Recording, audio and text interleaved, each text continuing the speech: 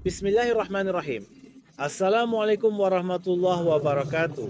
Hari ini saya akan membahas tentang syirik dan bentuk-bentuknya, situasi terkini di Pakistan, serta apakah mimpi itu dapat menjadi hujjah, dalil dalam Islam atau tidak. Dan setelah itu saya juga akan membahas tentang orang-orang yang membicarakan saya. Jadi pertama-tama, segala puji hanya milik Allah Rabbul Alamin, dan sungguh Allah Subhanahu wa Ta'ala adalah pemilik langit dan bumi. Dan kita tidak akan menyembah siapapun sebagai sesembahan selain Dia. Dan sungguh Allah Subhanahu wa Ta'ala yang Maha Penyayang di atas segala-galanya. Jadi hari ini kita melihat bahwa jumlah umat muslim sangat banyak dan ibadah haji serta umrah juga dilakukan jauh lebih banyak daripada sebelumnya. Salat juga didirikan lebih sering daripada sebelumnya, dan sedekah serta amal kebaikan juga dilakukan lebih banyak dari sebelumnya.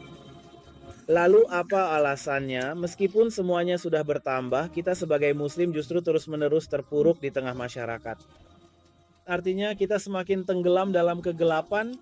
Jadi apa sebenarnya penyebabnya? Hanya ada satu penyebabnya, yaitu dosa yang paling besar di sisi Allah Subhanahu wa Ta'ala.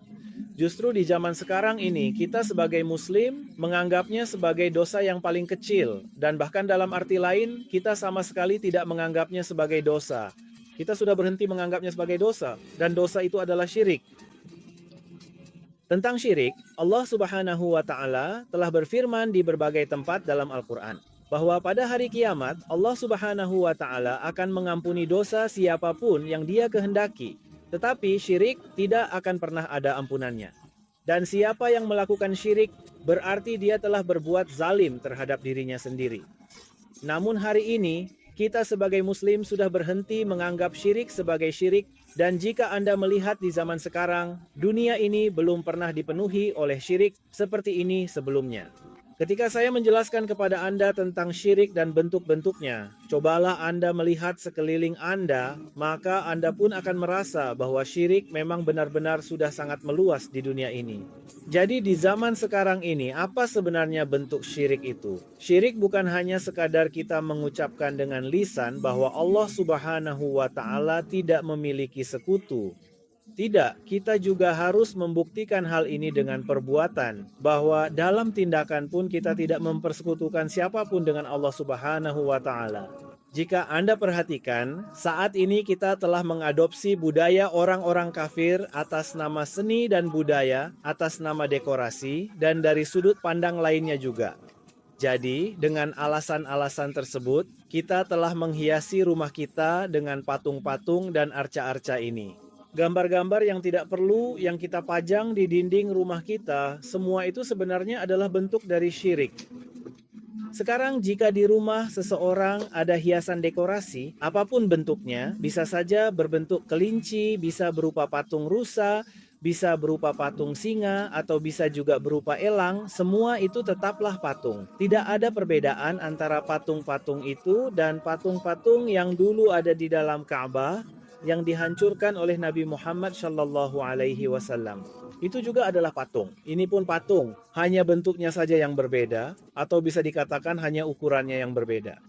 Itu juga tidak bernyawa. Ini pun tidak bernyawa. Patung-patung itu pada masa itu juga tidak bisa memberikan manfaat atau mudarat kepada siapapun, dan patung-patung ini di zaman sekarang pun tidak bisa memberikan manfaat atau mudarat kepada siapapun. Nabi Muhammad Shallallahu Alaihi Wasallam sebenarnya tidak punya masalah dengan patung-patung itu. Beliau bisa saja membiarkannya tergeletak di sana. Apa urusannya bagi beliau? Beliau hanya menyembah Allah Subhanahu wa Ta'ala semata. Namun, dengan menghancurkan patung-patung itu, beliau membuktikan secara nyata bahwa beliau tidak hanya mengatakan dengan lisan, tetapi juga secara perbuatan tidak mempersekutukan Allah Subhanahu wa Ta'ala. Sekarang pada masa Nabi Ibrahim alaihissalam, ketika seluruh penduduk kota pergi keluar, Nabi Ibrahim alaihissalam menghancurkan semua patung. Hanya satu patung yang tidak beliau hancurkan, patung yang paling besar, dan meletakkan kapak di pundaknya. Ketika penduduk kota kembali dari luar, mereka melihat bahwa patung-patung kecil mereka telah dihancurkan oleh seseorang. Lalu salah satu dari mereka berkata bahwa mereka pernah mendengar Nabi Ibrahim alaihissalam berbicara tentang patung-patung itu. Ketika Nabi Ibrahim alaihissalam dipanggil, beliau berkata, Tanyakan saja pada patung besar itu, dia akan memberitahu kalian siapa yang telah menghancurkan semua patung lainnya. Orang-orang kafir itu pun berkata, bagaimana patung ini bisa berbicara? Ia hanyalah benda mati. Maka Nabi Ibrahim alaihissalam berkata, jika patung ini benda mati tidak bisa memberitahu kalian siapa yang telah menghancurkannya, lalu mengapa kalian menyembahnya? Mengapa kalian tidak menyembah Allah, Rabbul Alamin, Tuhan semesta alam? Namun, alih-alih memahami dan merenungkan perkataan Nabi Ibrahim alaihissalam, mereka justru semakin memusuhinya. Demikian pula, jika Anda perhatikan, ketika Nabi Muhammad Shallallahu Alaihi Wasallam memasuki Ka'bah pada saat Fathu Makkah, beliau sebenarnya tidak memiliki masalah pribadi dengan patung-patung itu. Jika beliau mau, beliau bisa saja memerintahkan para sahabat untuk mengangkat berhala-berhala itu dan membuangnya keluar kota. Orang-orang kafir itu sendiri yang akan mengangkat dan membawanya pergi. Namun, Nabi Muhammad Shallallahu Alaihi Wasallam memecahkan berhala-berhala itu dengan tangannya sendiri di hadapan semua sahabat dan memberikan pesan bahwa beliau tidak hanya menolak syirik dengan ucapan, tetapi juga secara nyata melindungi diri dari syirik dan menghancurkan berhala-berhala tersebut. Dan pesan ini telah beliau sampaikan kepada umatnya hingga hari kiamat, bahwa kalian juga tidak boleh menghias rumah atau lingkungan kalian dengan berhala, melainkan harus menghancurkannya. Sekarang orang-orang berbicara kepada saya, misalnya saya tidak punya janggut, saya tidak salat, tapi tetap saja syirik dan berhala-berhala ini juga harus dihilangkan. Menghilangkan gambar-gambar ini juga merupakan sunnah. Ya, jadi kalian yang membuat video menentang saya dan mengatakan bahwa saya tidak punya janggut, maka menghancurkan berhala, menghilangkan berhala, dan menghapus gambar-gambar itu juga merupakan sunnah. Jadi kalian juga harus menjalankan sunnah ini. Orang-orang ini tidak akan memperhatikan hal ini. Sekarang jika kalian memperhatikan, kalian akan melihat banyak bentuk syirik. Kalian bisa pergi ke perumahan-perumahan besar. Di sana mereka telah membuat banyak patung dan mereka mengatakan bahwa patung-patung ini menambah keindahan perumahan kami. Ini membuat perumahan kami menjadi lebih indah. Bahkan ada satu perumahan yang sangat besar di Lahore. Mereka bahkan telah membangun satu blok penuh yang bertemakan piramida Mesir. Dan patung-patung yang ada di sana juga dibuat dengan sangat detail. Jadi bagaimana mungkin kita tinggal di negara Islam seperti ini?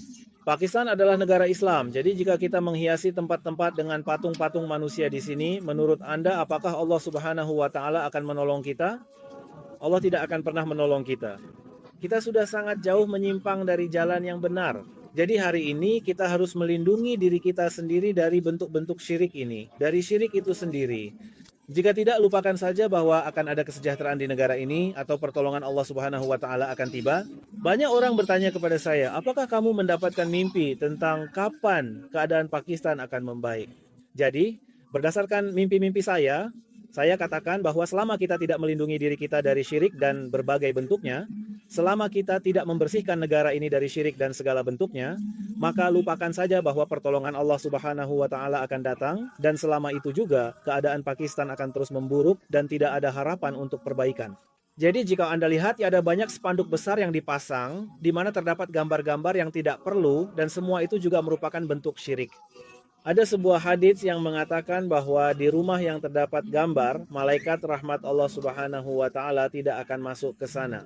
Jadi, jika karena satu gambar saja malaikat rahmat Allah Subhanahu wa Ta'ala tidak datang, maka patung-patung yang kita pajang di rumah kita selama itu ada, tidak mungkin Allah Subhanahu wa Ta'ala akan membantu kita.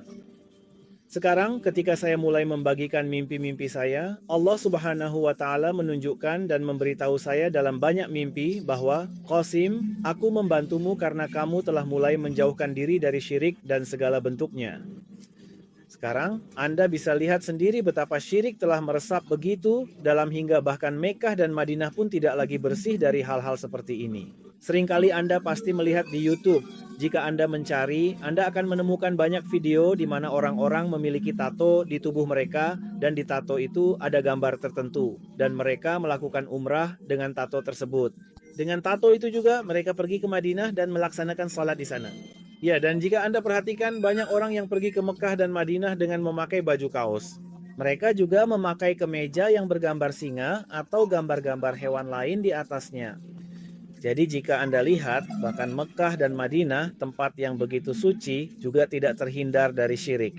Di sana pun Anda akan melihat berbagai bentuk syirik. Sekarang, jika Anda melihat kondisi Pakistan saat ini, ke arah mana kita sedang berjalan, Anda mungkin juga berpikir bahwa mungkin 2 atau 4 tahun dari sekarang, kita bahkan akan kesulitan untuk mampu membeli lampu dan kipas angin. Melihat tagihan listrik yang terus naik dan inflasi yang terjadi, harga bensin pun semakin tinggi. Jadi semua ini terjadi karena setiap rencana yang kita buat, setiap rencana yang dibuat di tingkat pemerintah, tidak ada bantuan dari Allah Subhanahu wa Ta'ala yang menyertai kita. Ketika bantuan Allah Subhanahu wa Ta'ala tidak bersama kita, maka rencana-rencana yang kita buat bukannya berhasil, malah menjadi sebaliknya, dan kita justru harus mengambil lebih banyak utang dan menyebabkan inflasi semakin tinggi. Jadi ketika Pakistan didirikan, kita mendirikannya atas nama Allah Subhanahu wa Ta'ala. Artinya apa makna Pakistan itu? La ilaha illallah. Dan apa arti dari la ilaha illallah? Yaitu sebuah tempat yang bersih dari segala bentuk syirik. Bukan berarti kita hanya mengucapkan dengan lisan bahwa Allah Subhanahu wa Ta'ala tidak memiliki sekutu. Tetapi dalam praktiknya kita justru menghias rumah kita dengan patung-patung, memasang gambar-gambar, dan menonton film-film India. Padahal hampir tidak ada film India yang tidak menampilkan Tuhan-Tuhan palsu mereka. Jadi, ketika seorang Muslim menonton film India, dan di dalamnya mereka menampilkan Tuhan-Tuhan palsu, lalu memperlihatkan bahwa sang pahlawan sedang gagal, dan Tuhan palsu itu membantunya hingga ia berhasil. Sekarang cerita itu akan dibagikan oleh seorang muslim kepada muslim lainnya dan berkata, kamu juga harus menonton film itu, bagus sekali. Jadi secara praktik dia sedang melakukan syirik. Apakah dia mengakuinya dengan lisannya atau tidak, itu soal lain. Tetapi secara praktik dia memang telah melakukannya. Seperti halnya patung-patung dan gambar-gambar ini, kita juga harus membuktikan secara nyata bahwa kita menjaga diri dari syirik dan segala bentuknya. Sekarang mengenai patung-patung ini, ada beberapa sifat Allah Subhanahu wa Ta'ala.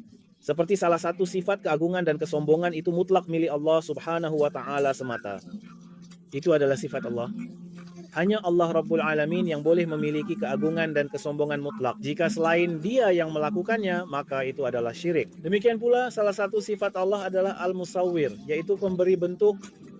Jadi semua gambar, patung, dan bentuk ini hanya Allah Rabbul Alamin yang dapat menciptakannya.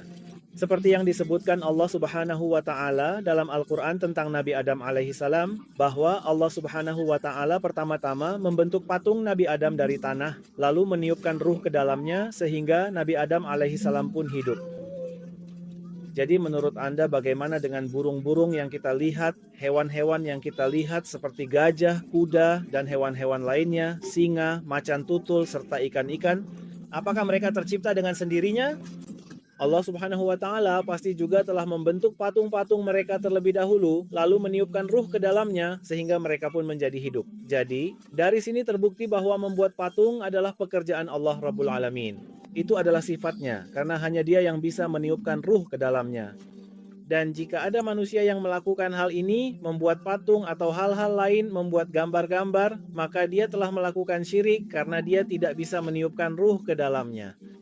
Maka pada hari kiamat Allah Subhanahu wa Ta'ala akan berkata kepada orang-orang yang telah membuat patung, yang telah menyimpan patung di rumah mereka, hidupkanlah patung-patung ini. Mereka tidak akan mampu menghidupkannya.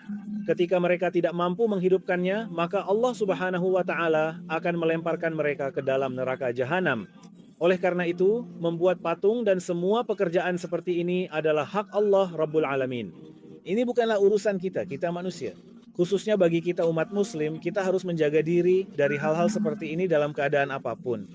Sekarang, apa yang kita lakukan adalah alih-alih berusaha menyenangkan Allah Subhanahu wa Ta'ala, kita justru mulai memuaskan hawa nafsu kita sendiri, dan kita telah menjadi begitu tunduk pada nafsu, sehingga pada dasarnya kita ingin meniru orang-orang kafir. Tradisi membuat patung dan menghias rumah dengan patung-patung ini adalah kebiasaan di kalangan orang-orang kafir. Jadi kita telah mengadopsi hal-hal tersebut dari mereka. Dan dalam upaya untuk menjadi seperti mereka, kita bahkan tidak menyadari bahwa semua ini adalah syirik dan ini adalah bentuk syirik. Dan kita pun menghias rumah kita dengan hal-hal seperti ini hanya untuk menunjukkan bahwa kita sudah menjadi sangat modern. Jadi kita harus melihat bahwa kita harus membuat Allah Rabbul Alamin ridha kepada kita. Dan bagaimana kita bisa membuat Allah Subhanahu wa Ta'ala ridha? Itu hanya bisa dilakukan jika kita melindungi diri kita dari syirik dan segala bentuknya. Jika tidak, lupakan saja bahwa pertolongan Allah Subhanahu wa taala akan datang atau akan ada kesejahteraan di Pakistan.